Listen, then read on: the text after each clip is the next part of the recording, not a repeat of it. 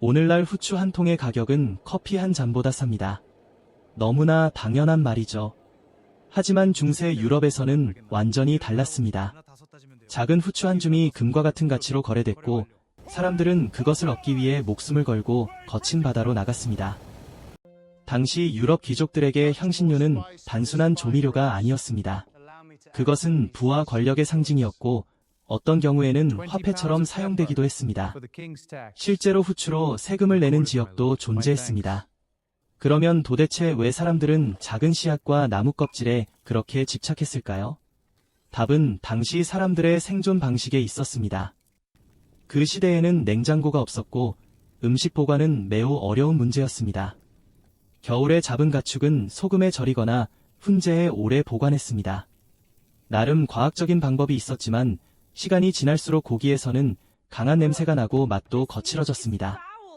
특히 긴 겨울이 끝날 무렵이면 상태는 더욱 심각해졌습니다.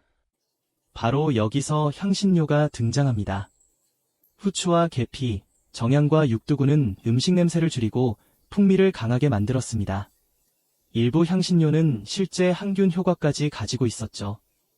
특히 후추는 거의 만능 조미료처럼 사용됐습니다.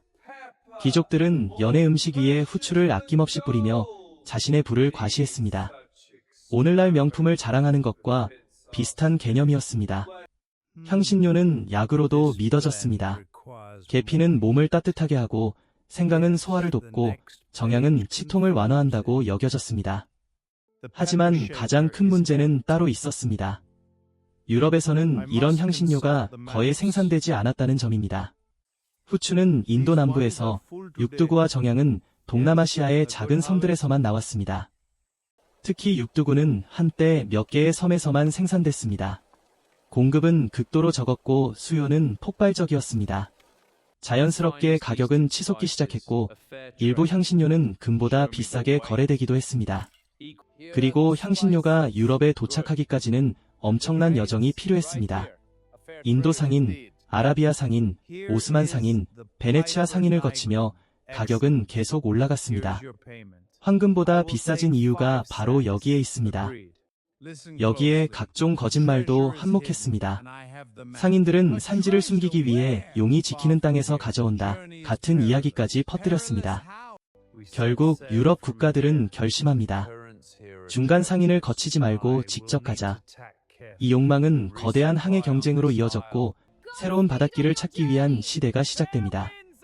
바로 대항해 시대가 시작한 것입니다. 포르투갈은 아프리카를 돌아 인도로 향했고 스페인은 서쪽 바다로 나아갔습니다.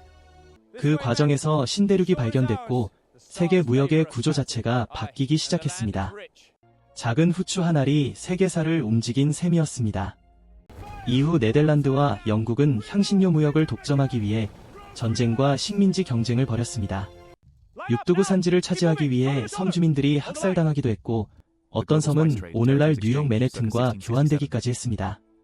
그리고 시간이 흐르며 항로가 늘어나고 공급이 안정되자 향신료의 가격도 점차 떨어지기 시작했습니다.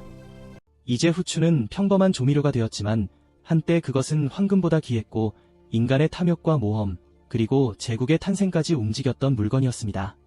우리가 오늘 아무렇지 않게 뿌리는 후추 한 알에는 사실 세계사를 뒤흔든 거대한 이야기가 숨어 있었던 것입니다.